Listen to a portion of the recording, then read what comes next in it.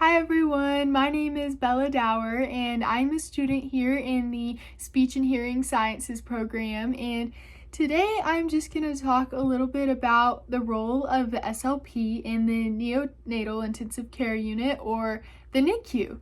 And I really feel like this is a role that many don't know or think about an SLP being in or doing, but it is important to understand that even at this very young age, SLPs evaluate and provide services for feeding and swallowing and communication. And I truly just love children and understand that working with such a unique and medically fragile population takes someone really special. And so I've truly enjoyed learning about this. I haven't ever had experience in this setting, but I've heard from and learned from those who have, and I've really enjoyed doing research about it. So that kind of leads me into the first area that SLPs provide services through, and that's evaluation or assessment. So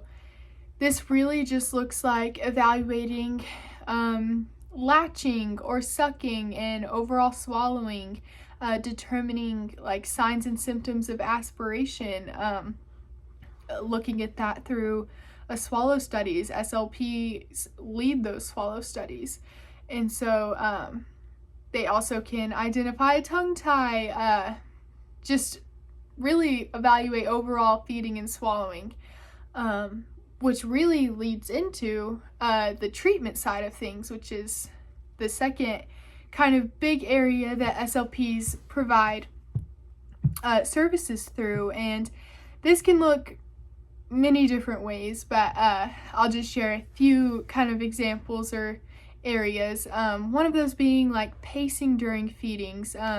Babies this young might not know like when to breathe and when to suck and how to balance that. So really just working on balancing that, strengthening their sucking, working on feeding aversions and making it a better experience for them. And then overall just facilitating like parent and infant interactions and things like that. And those are just really a few examples, but there's many more ways and areas that we can treat infants in the NICU.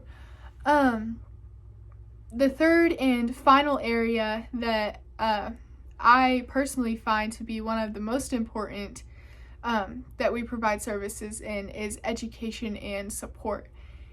And this can look many different ways as well, but just really educating the hospital staff, the parents, just overall caregivers on infant feeding and swallowing, just overall development. We can talk about oral versus non-oral intake, and really just advocate for families and infants, and work to collaborate with other caregivers in the hospital, parents, to form a comprehensive plan that's unique to the family and to the baby. And so I feel like that's really important, just because we want to work to make the treatment and evaluation and overall experience patient-centered. And so working on that communication, support, and education just really builds rapport and strengthens the services provided.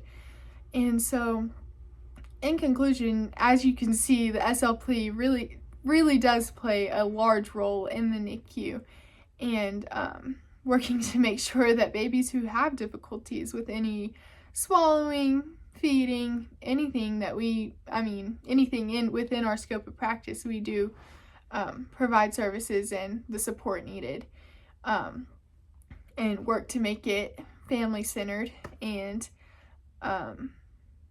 at such a pivotal time in life. And so I really hope you enjoyed hearing about what the SLP does in the NICU, And thank you for listening.